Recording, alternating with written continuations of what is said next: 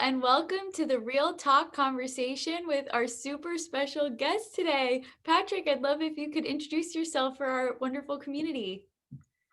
Yeah. So, Jamie, thank you so much for having me on. My name is Patrick McAndrew, and I am an actor, podcast producer. I like to call myself a tech philosopher as well. So, I've been working as an actor for many years now, and was really, I will probably get into this a little bit more, but it was really through that work that I discovered the digital wellness world. And, in addition to that, I work as a podcast producer, producing my own podcast, but then also helping entrepreneurs and small business owners launch and start their own podcasts as well.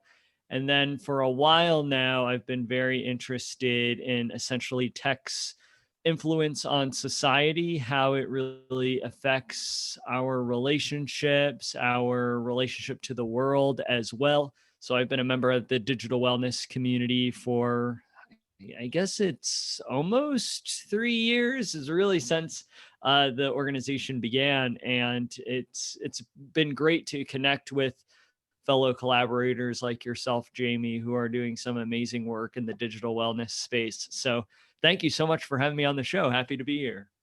Thank you. I'm so glad that we can continue this ever evolving dialogue. I know that last February is when we first met in real life, when that was still a safe thing Yes, for yes. everyone to do. Right, right. Yeah, it's wild just like how much has changed in the world since then. But hopefully, the later half of this year we'll be able to do things like that again. Fingers crossed. Absolutely. And I feel like it's just a literal demonstration of how we're evolving and adapting with our technology, but also our ever evolving relationships. And I'd love if you could share a little bit about what inspired you to start the Relate podcast and the mission behind it, because it really touches my heart. Oh yeah, yeah, absolutely. So, kind of going back a couple of years when I was really first starting to get to know the digital wellness community and the tech community. At the time, what I was doing was I had a blog called the Low Tech Trek, and it was kind of an organization in a lot of ways as well, because I would coach individuals on how to improve their communication and listening skills in the workplace, kind of with the caveat that we're doing this in an age of technology where we're all often consumed by the online world and our screens.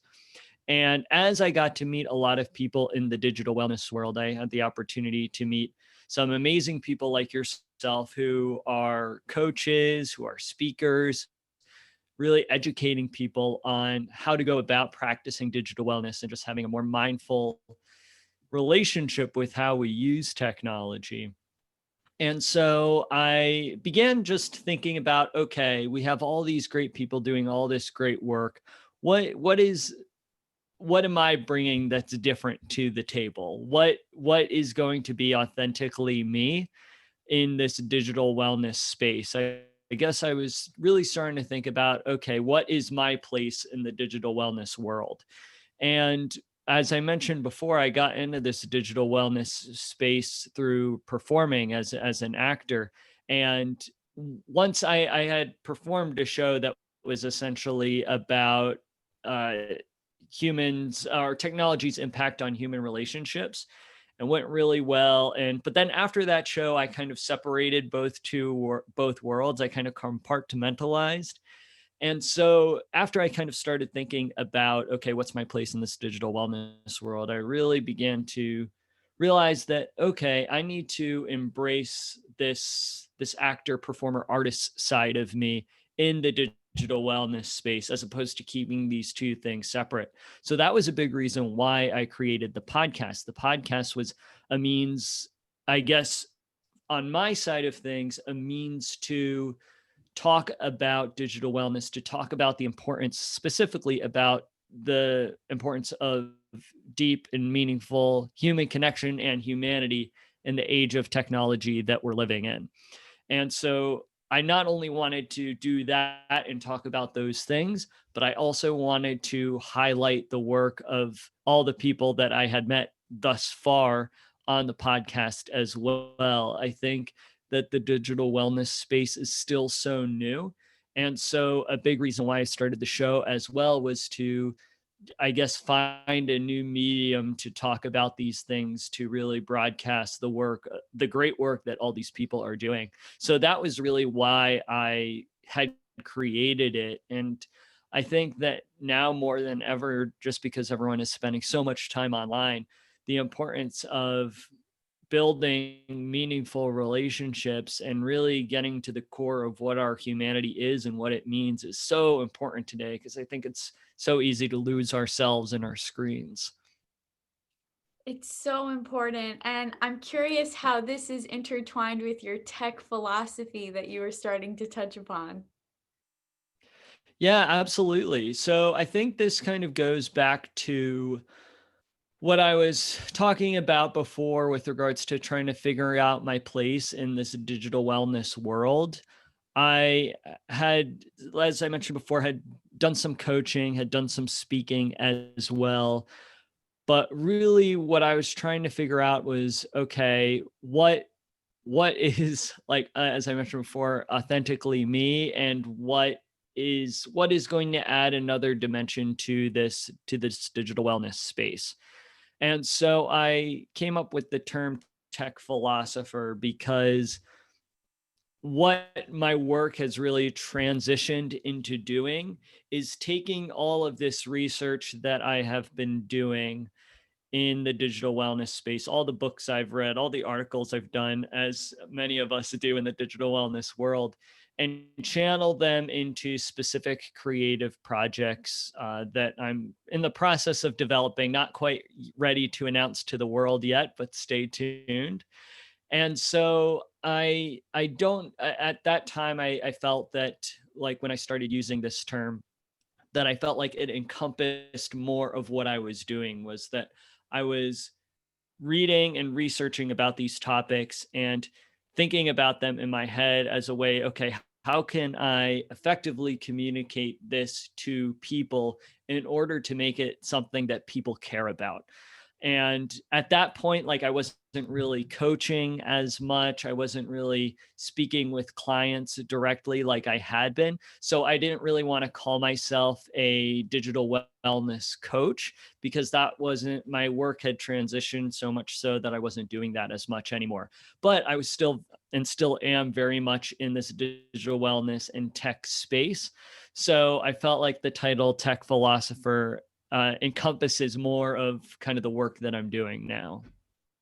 It's also very intriguing, and I'd like to dive into some of those tech philosophies because I feel like there's this whole spectrum of tech wellness and digital flourishing is in the middle. So it's something we can strive to have that equilibrium. But in terms of tech philosophy, is there anything that really sparks your interest and creativity that you feel really passionate about? I think that one of the biggest things is to just be aware that technology is going to continue to advance, and for better or worse too. Like, there's a lot of positives that come with advancing technologies, a long list of positives. But there's also a flip side to that coin, some potential negatives as well. And it's just important as a collective society that we are aware of these things. And so I guess my biggest philosophy would be to really just make the general public aware of what, how they're interacting with technology, how it's affecting them in their lives, and also to be able to keep in mind to use technology as a tool as opposed to it being your master.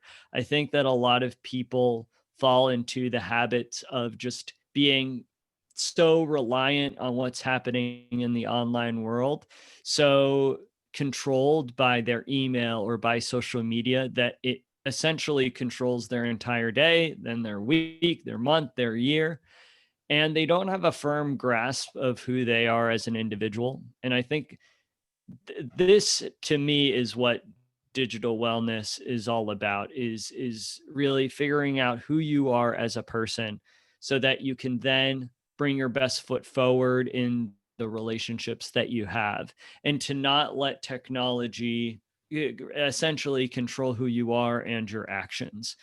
And so I guess with regards to like philosophies, if we're, kind of broadening the scope, I would say the biggest thing is just awareness, because as technology continues to advance, it's going to become easier and easier for us to fall into patterns that become almost subconscious in a lot of ways.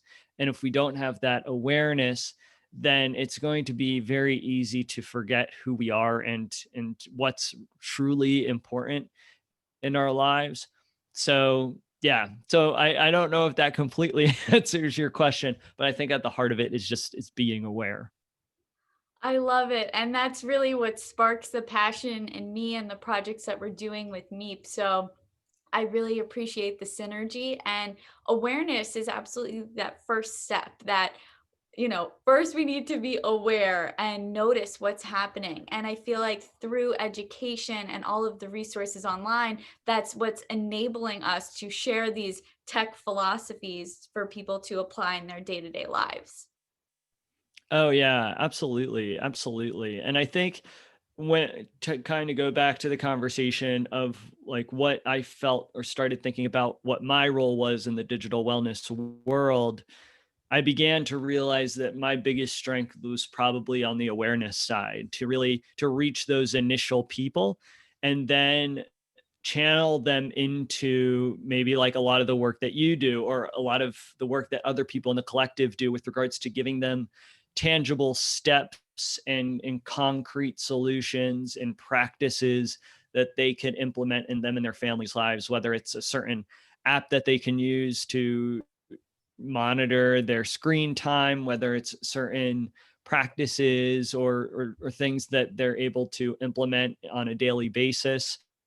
um it has really been, for at least for me, it's been an exciting journey to kind of figure out, okay, what is this digital wellness world and what's my place in it. I love it. And I feel like with that awareness piece, taking a step back even further, I'm hearing what is this world and what is my place in it? And I think that that's something that relates to all of us on this journey of exploration. Oh yeah, yeah, absolutely. I think that it's a much bigger question than, what's our relationship to technology. I think it's, how is technology disrupting our relationship to the world? Now, this is some real philosophy. Now we're getting so deep. We're scuba diving. Do you have your gas tank? Oh, yes, I know, I know. I didn't bring my snorkel with me, unfortunately. Oh, I love the metaphors, but I really do appreciate it because technology is a tool and tools can be used to, tighten the screws or build a door, but tools can also be used to break down a door and do some really destructive things. So at what point are we checking in and having those safety conversations? And I mean, even reflecting back to traditional schooling, how it's like, oh, in, home ec or baking class, it's like, okay, make sure you use the oven mitt before you open the oven because you'll burn yourself. And there are these, introductory conversations that we have when we use typical traditional tools.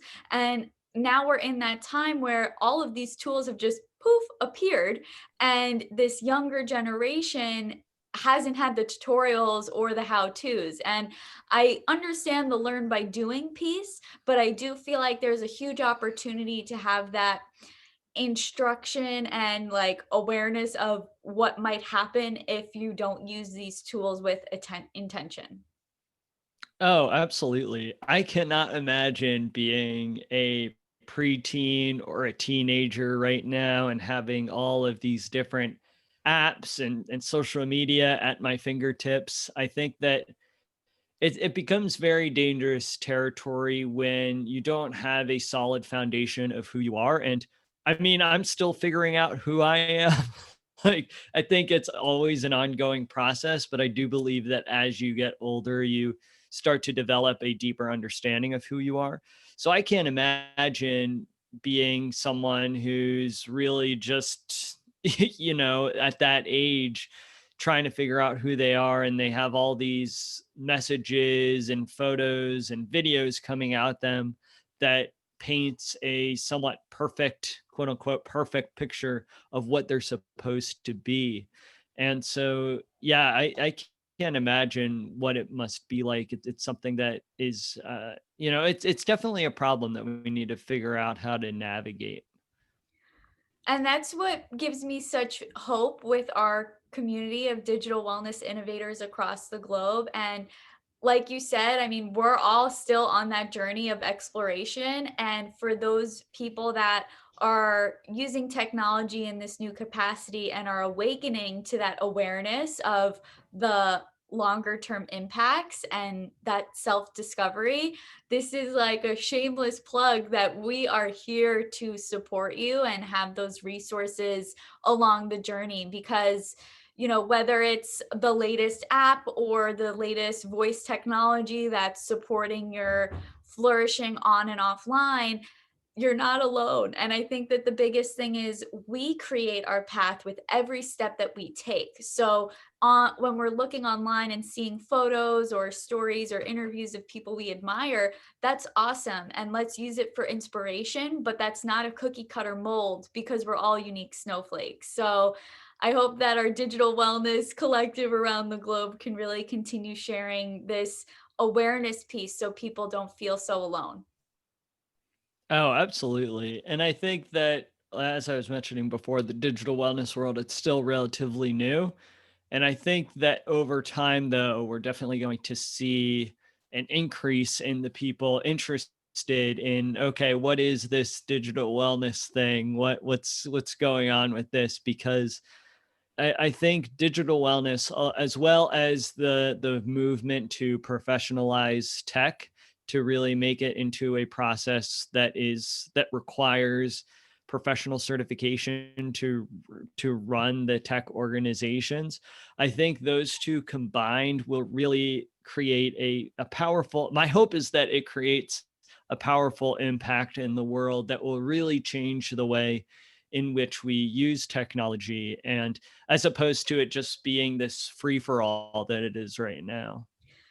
That's a great way to describe it. And I appreciate that we're able to articulate our intentions of what we hope to see in the future and that we're speaking it into being. Because, like you mentioned, this is a very new conversation. Although we've been talking about it the past 3 years, some people will be awakening to it over the next 3 years. So, in this time, I'm really excited that we are building that foundation with the Institute and organizations in the collective to have that structure for when people are ready, we have the resources. Oh yeah, yeah, absolutely, absolutely. Amazing. So I think it's so important to, now that we've done our scuba diving and imagined really high up into the cosmos, what are some concrete, actionable practices that support you in your day to day digital flourishing that we can share with our communities? Oh, absolutely. I think for me personally, what is super effective is to not have your phone with you at the beginning part of the day when you're trying to get something specifically done. I think that when you don't have the phone there that could potentially interrupt what you're doing, it allows you to be so much more effective, so much more focused on what it is you're working on. And so that's like one of the biggest things. Also, going places without your phone too. I know that many of us aren't really going too many places right now because there's a pandemic. But even if it's just going outside for a walk or something like that, it allows you to get into the habit of not needing to always have your phone with you. I think that also when you're spending time with loved ones, family, friends, whatever it may be, to if you happen to be at like your home or a place that you're staying, to keep the phone in another room while you're hanging out with your family. I think it just allows that distraction to be away. It allows you to be much more present. And then once the world reopens again, if you're out and about with friends, to just give them your attention, to not have that phone out there. I think that more awareness, to kind of go back to awareness, more awareness is being spread, I think, as to the etiquette when it comes to phone use in front of people. I think that it's becoming very, very, very, very, very slowly. I think it's becoming more commonplace for people not to have their phones out all of the time. And my hope is that that becomes more of a standard practice, that people really do see it as rude. Now, of course, I definitely understand there's situations where there's an emergency and you have to take a call, or maybe if like there's someone else who's coming to hang out with you, you want to check your phone to see where they're at, see if they'll be there in a couple minutes or something like that. I think that that's the exception to the rule. But if you're if you're having like a full on blown out like conversation on your phone through text message while you're spending time with people, that I don't think that should be allowed. And now, obviously, I'm not the one to say what's allowed and what's not allowed, but I think that it's important that we put restrictions on ourselves in some ways so as to then form these digital wellness habits. Yeah, I think that it will definitely lead to more happiness for yourself and more enriching relationships too. I think it's amazing just how much of a difference that makes. And it's a big reason why I got into this space in the first place, was just through observing my surroundings and seeing how often people were on their phones.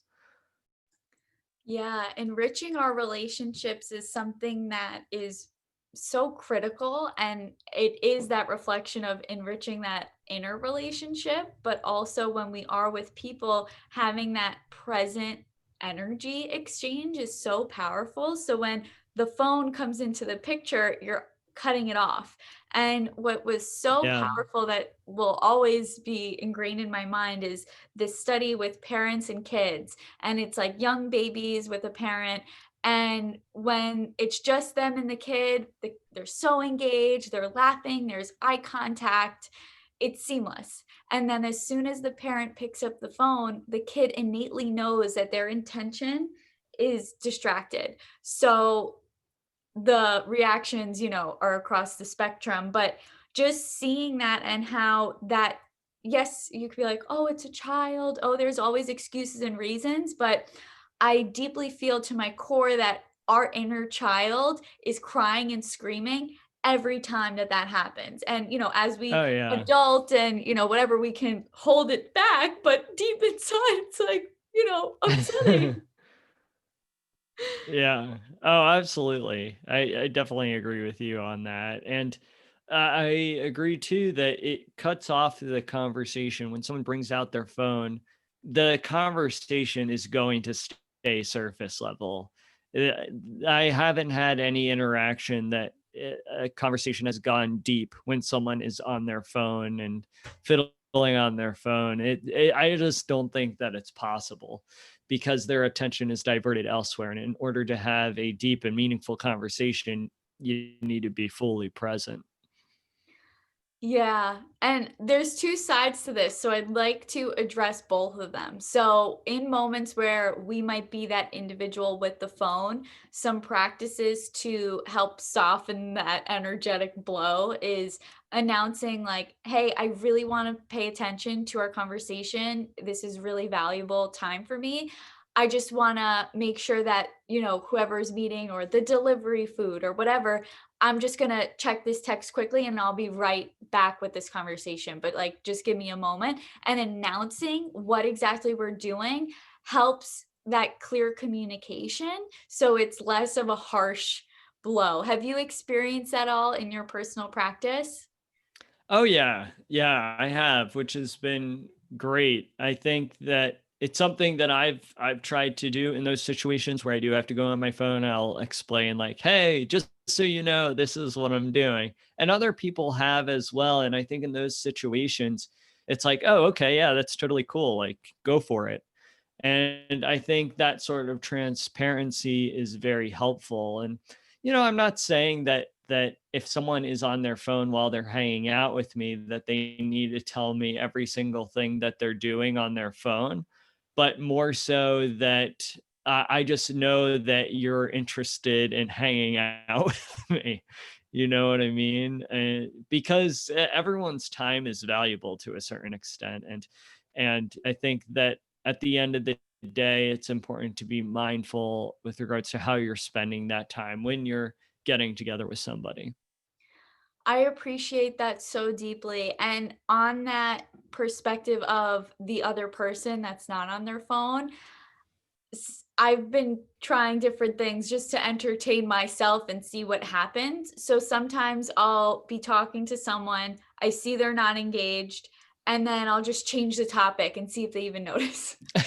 Yes. Oh, I've done things like that before as well. Oh, it's so bad too. It's like, oh my gosh. I like there'll be times where like I'm in the middle of like saying something, and then they'll whip out their phone, they'll be on their phone, and I'll just stop, and it's just like quiet, and then they get off their phone and they're like, so yeah, yeah, like, and it's like, oh, you weren't even listening. And yeah, I play those kind of games all the time too, that because yeah, it's just a way to like amuse ourselves. And I think I've done the one where like I've just completely changed the topic as well.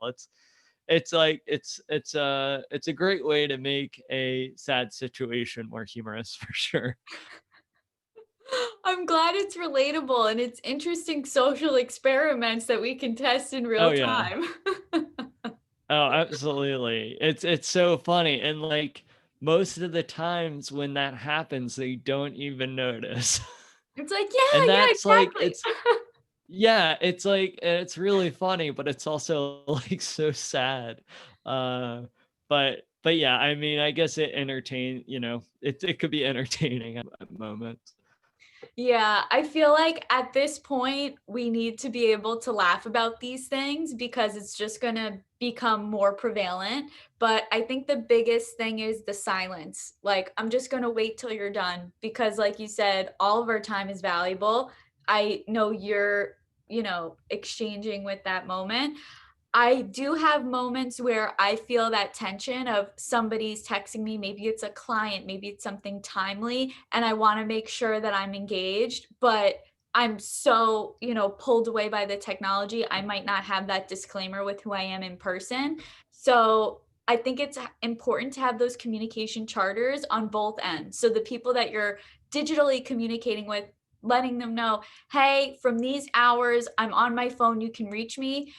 After this time, it's going to be a delay. I might get back to you tomorrow." But also, when you're in person with people, it's like, "Hey, I know this is our family time, but I still have some clients I'm waiting to hear back on. You know, I might be have to pull away for a second." But something that has helped me is just walking into the other room because it's really hard, even if you're saying the disclaimer and you're like, "Hey, can I just answer this really quickly?" I feel like me not looking is cutting off that energy exchange, and it's like hard because like you're being pulled in too many different directions. So even just stepping into the other room, you're finished faster because you're able to be fully present with the task at hand, but it's definitely a fine balance. Yeah. Oh, absolutely. I would agree with you on that too. That if ever I feel like I do need to go on my phone, I feel much more comfortable when I go in the other room because it's like I'm at least taking the space to to address something else as opposed to trying to share the space between two different things where my attention is diverted. And it's when talking about these sort of things that it makes me nostalgic of the times when you didn't always have a phone on you and when it was just a home phone at your house, and where when you would go out you would actually be out with the person instead of just physically out with them, but mentally or emotionally elsewhere through your screen. And so yeah, I would agree with you on that it's very helpful if for whatever reason I feel like I need to be on my phone to separate myself into another room or another area of the room and address that before going back to having my full attention with the people that I'm with. I love it, and I'm glad that we can relate on some of these more nuanced things with technology because we're evolving as we go. So I'm sure next year when we have our recap and we're reflecting again, there's going to be something new that comes up. Oh yeah, Beautiful. absolutely. So from last February to now, what has been the biggest tech realization that you've had with your personal practice so far? Oh wow, that's a good question. Big realization with tech thus far since last February. From our Digital Wellness Collective New York City meetup. Shameless plug. Whoa, I think that one of the biggest things is just how dependent everybody is on technology. I mean, technology in a lot of ways saved the day with regards to this pandemic because there's so many people, obviously, who lost work, but there were so many people who didn't have to lose their jobs because of technology.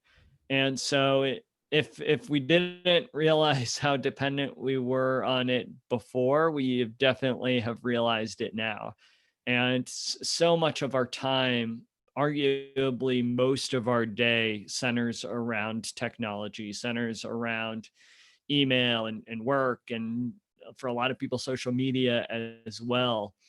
And so I think I was aware of this a year ago and 2 years ago, that how reliant we are on technology, but this year really kind of put that front and center in my life. And that now, in a lot of ways, if we're away from technology, most of the time we're not working. We're, maybe on vacation or taking a break from our work. But now I feel like pretty much all the work is done online. At least in my situation. There's a lot of people who I'm sure have jobs where it's not really required to be on tech, whether you're a carpenter or some other tradesman or a wide variety of different professions out there that don't require you to be on a screen. But even in those professions, you have to have some sort of compatibility with technology. It's still in there in some way. So yeah, I think that just this past year, technology is even more front and center than it was before. Absolutely. And I do appreciate that technology has saved the day, but also it's bringing up how technology is distracting our days. And it's just such Oh an yeah. interesting dynamic. And I know we're going to continue evolving and growing through this, but I appreciate you bringing up trades where we don't expect technology to be there. And that was part of my main desire to go full into energy healing with Reiki and sound meditation, because from my previous perspective, it's like, oh, the grass is always greener. I was like, if I quit my corporate computer job, I can just be off the computer all the time. But there are those things where follow-up emails, website, all these little things that, are part of being present in our digital world, especially because everything is so virtual in the ways we connect. But I am so grateful and appreciative for those moments where I'm like, okay, we have a session now. The phone is going so far away. I'm not going to look at it. And it's interesting because in the beginning of tucking away my phone, I mean, even now, it's like whenever I'm having a conversation that we're like deep scuba diving like this, I always put my phone out of sight because of the mere presence of it being in our space is distracting. And when I used to tuck Right. away my phone, it's like the FOMO of I might miss a message or what have you. But just taking a step back and letting go of needing to control our timeline and stuff like that, and trusting that when we're ready to receive the messages, they will come. It's so beautiful because I don't have my ringer on, but sometimes, well, for example, yesterday, I saw I got an incoming call and I just happened to see it at that moment when I wasn't near my phone. So I trust the timing. And once we like get take a step back of like the phantom phone ringing and like all that stuff. It's like we'll receive the Yeah. message when we're ready and when it's coming. So just like the full circle of everything is so interesting to reflect on. But yeah, and I think that people soon realize that it's not the end of the world if you don't respond to a message or to a call or to a notification right away. I think that, practicing when you are going to not only receive messages, but when you're going to read messages as well. It puts a lot of the agency on you as opposed to feeling like you're being controlled by these external sources. So, yeah, I would absolutely agree with you on that. That I think if we are able to, and I don't know if this is the right term, but like exercise self control. I don't know if it's necessarily that. It might be to an extent, but to just have a specific time when we want to check things or when we want to check in with the online world, whether it be email or social media, whatever it may be. I think having that mindset is very helpful. Absolutely. And I feel like our mindset is so powerful. And I'm curious what your tech philosophy is with your acting background and how, in a way, when we are performing online, how there's some connection with that inner actor. Oh yeah. Yeah. Oh, that's a great question. I love that because there's kind of two sides to this acting world is that on social media, especially with regards to like influencer culture and things like that, what you're seeing online very rarely is authentic. There's this big movement nowadays that what you post online, like authenticity, be authentic, and all of that. And yes, to a certain degree, I think there is some truth in that. That obviously, I think some posts can be more authentic than others. But no matter what, you are always taking a photo or video with the idea in mind that you are sharing it with people. So because that, you're going to set it up a certain way, you're going to have it look a certain way, you're going to act a certain way because you in a lot of ways are performing for an audience of followers, friends, whoever it may be. So on that kind of acting side, everyone, as you mentioned, is sort of acting in a way on social media. I think that on social media, you're just getting a snapshot of who someone is. I think a lot of times it's very easy to fall into the trap of thinking you know who somebody is just because you're following them on social media. You see all their pictures, you see their lifestyle, but that's it's not who they are. They could be someone completely different from what you're seeing. In a lot of ways, it's just an act. And so from an acting perspective, there's that side of things. Now, kind of how I got into this world, as I mentioned before, was through acting. So there's kind of another perspective on acting, which I am all about. And when I was studying to be an actor when I was in school, I would take these acting classes. We would do a wide variety of different exercises, primarily things that would exercise your listening, your awareness, your speech, your communication. And I remember being in class and being like, "Oh my gosh, like everybody should take these classes. Like, oh my gosh, people can learn so much from these skill sets." And at the time, I wasn't in the digital wellness world quite yet, so I wasn't quite sure how to channel that into digital wellness.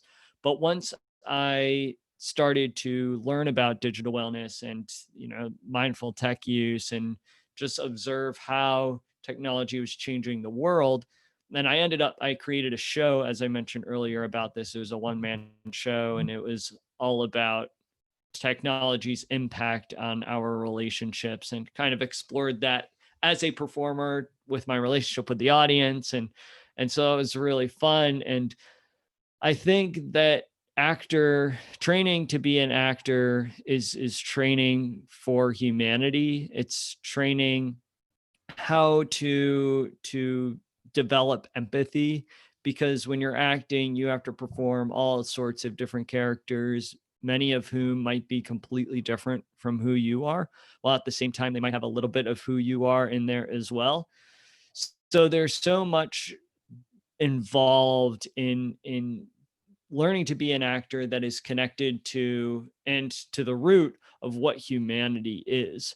So I think that that sort of knowledge and that sort of element of storytelling is so critically important nowadays, where technology, as we've mentioned many times, is continuously progressing. It's getting more and more advanced, that now more than ever, I believe it's so important to engage with these stories. So I know that some might argue that part of the technological problem is things like Netflix and binge watching TV shows, which, like, I definitely get to a certain degree, like absolutely definitely understand that you don't want to be, sitting for 4 to 5 hours just watching the same TV show over and over. And I'm sure we're all guilty of that to a certain extent.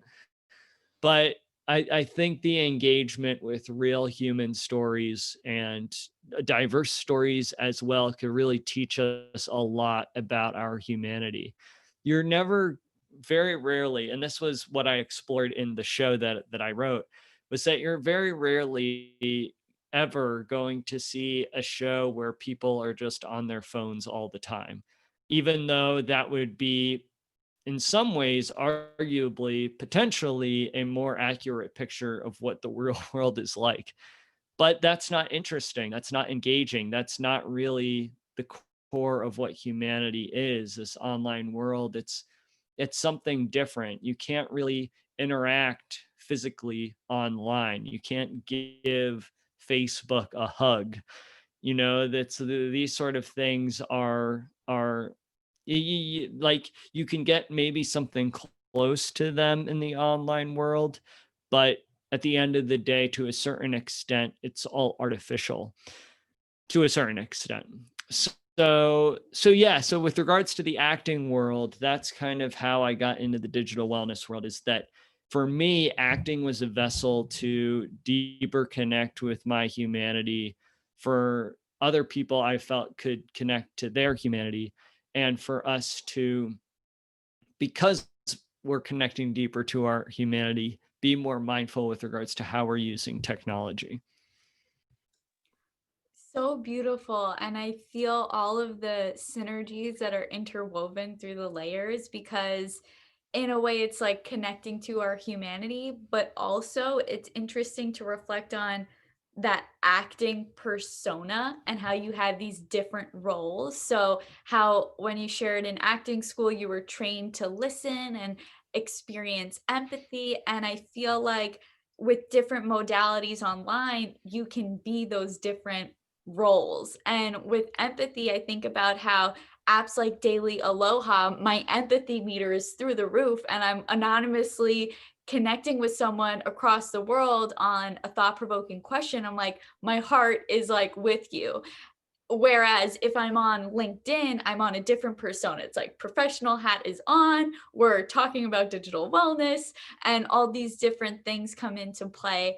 I'm also curious your perspective with how, for example, with acting, how you play a role and you had a show and that was like your previous show. I feel like there's some similarities between how with your podcast, how that was, you know, a previous episode. So that was you then, but this is you now. And I feel like when people get to know people online, it's like, I know them so well. And it's like, well, previous them that was captured and then shared, and you just happen to be viewing it now.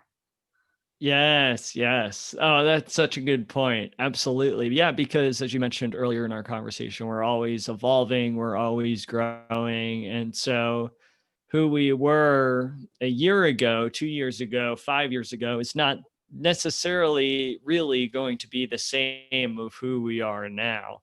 And so, yeah, that's a really good point. It's important to always keep that in mind.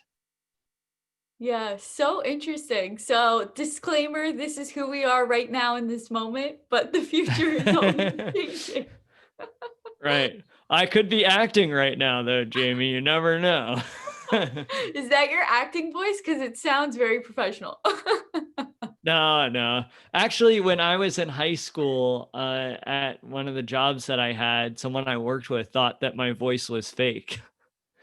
For the longest time, he thought I was just like pretending to have this voice. I'm like, no, it's it's my real voice.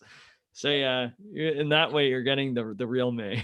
I'm so appreciative because this is real talk. There's no filter, but Ah, that there we brings up go. such a great point is like in the future where, if it's voice verification or something, you don't know if I'm holding up like a fake microphone that's like changing my voice into the whatever. So I hope that as we continue evolving, there are ways that we can continue this genuine real talk of like, there's no filter on the voice, on the camera, or whatever. This is us having a genuine conversation that's unedited. But, as technology is continuing to advance, I don't know if that's going to be something we can genuinely say.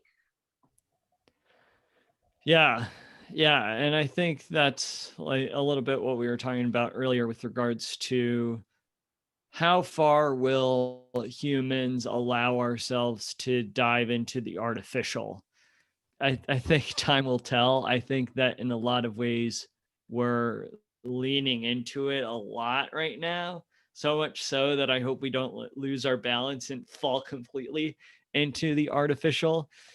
So we'll see. I think that's always the biggest question on my mind is okay, how far are humans willing to go to be even more immersed in technology?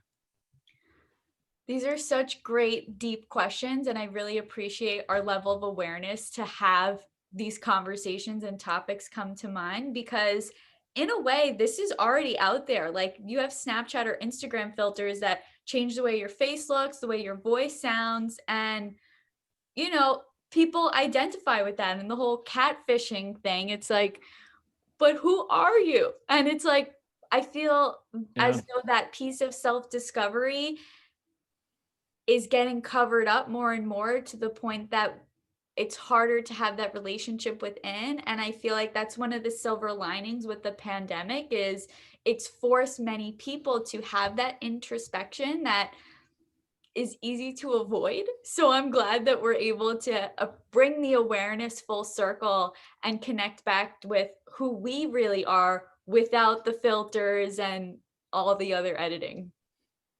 Yes, I couldn't agree with you more. I appreciate it, and I'm so glad that we went scuba diving and went to outer space and back. We What went everywhere, I tell you. covering all the depths of the digital world. So, as we continue these conversations across our different platforms, what's the best way for people to follow your journey? Yes, I highly recommend checking out my website, which is patrick-mcandrew.com. It's important to have that dash in there too, because there is another Patrick McAndrew out there. And that's not me. So patrick-mcandrew.com is where you could find out all the information about me and my work. You could go find Relate with Patrick McAndrew, which is my podcast on Apple Podcasts, Spotify. It's on all the podcast platforms. And I'm also on Instagram as well. Not the best at Instagram for obvious reasons, but trying to get better at that. And if you want to check me out there, it's at Patrick period McAndrew. I love it. And you are the best at it because you are being your genuine self. So I appreciate you showing up on all aspects of the internet. And we'll definitely include the direct links to all of those resources in the show notes. Great. Sounds good, Jamie. Well, thank you so much for the opportunity to be on the show. I enjoyed talking with you. Thank you for diving really deep into these topics. I know it takes a lot of courage to go all the way there and back, but it's just the beginning. Yes, yes. This is only the start. I love it. Well, thank you again for joining and sharing your digital wellness insights. I look forward to continuing the conversation online. Thank you. Bye. Yeah, see ya. Take care.